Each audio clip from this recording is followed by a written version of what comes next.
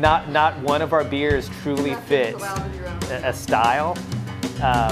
There's certain style guidelines that we just don't care about, and so we may never see a gold medal, you know. And hopefully it's not just because our beer sucks. It's because lagers, especially lagers and Heffys, aren't supposed to be 7% ABV. A judge usually you get points off just for being over your ABV limit right there, you know.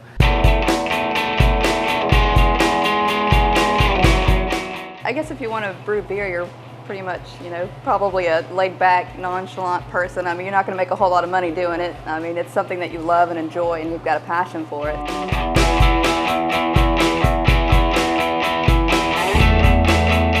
On tour, you know, with the band, we learned about other beer.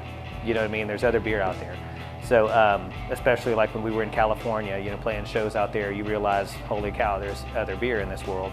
So, so home brewing and craft beer sort of came along to us, and we'd plan a date, and we would all just, wherever we were out on the road, we would just start collecting beer. So, come this tasting date, you know, we would have just insane amounts of beer to taste, and that's really where the enthusiasm started, because you're like, wow, you know, I want to make something this good. One afternoon about 5 o'clock, Todd back there, who's back there right now, he just said, everything looks good, let's brew some beer. And then literally, like, we brewed 3 beers in a row, and we're up for like 38 hours, you know what I mean? So, because we had 3 tanks to fill. That's how excited we were. We were like, let's just brew into all 3 tanks. So we took a nap in the morning for about an hour in the office, and after we finished the first brew, and then we brewed the rest.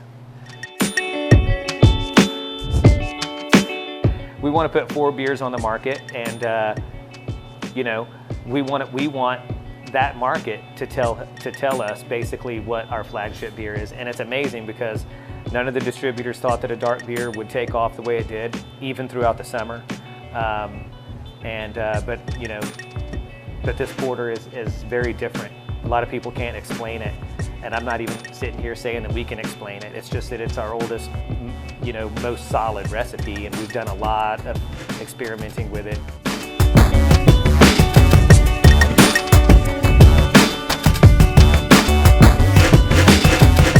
Literally, Mystery Romp leaves all our other brands in the dust. They all sell well, but Mystery Romp has been known to just run out in the marketplace, and we've been double batching the beer, they call it.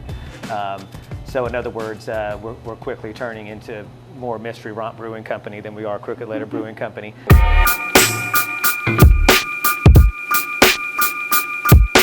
Our first big system, like that on that 5 o'clock afternoon, you know, that Todd said, everything's running right, let's brew some beer. It was Crooked Heffy. We started, that's the first big brew we ever did.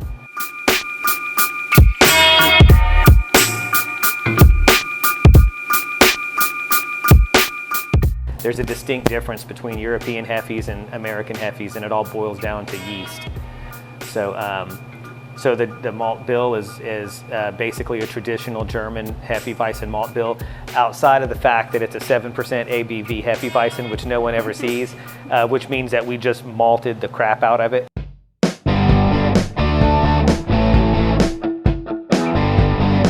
I couldn't even go into the ingredients in Gipsy because I helped John come up, well, we both just kind of gave John pointers on that recipe, but I mean, that's kind of his baby, you know what I mean? So there's a ton of hops, a ton of John is an extreme hophead, and for him, Gipsy was like holding back.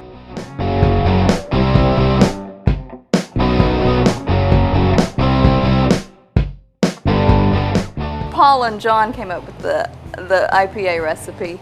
My only request was to add some carapils, have a sweeter ending note. Carapils again it's just another form of roasted barley.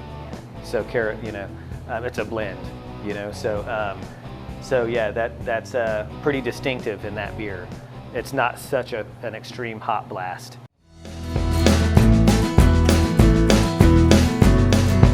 He's an Italian ogre. In Italian folklore, Stabello is an Italian ogre who likes to drink and cause mischief from town to town throughout the villages. Yeah, specifically. So, yeah, he comes out at night and causes trouble.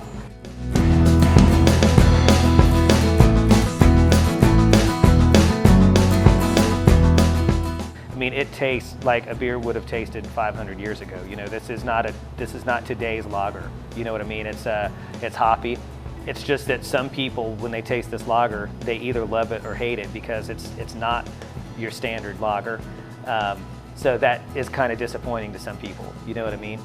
And then again, it's very pleasing to a lot of people.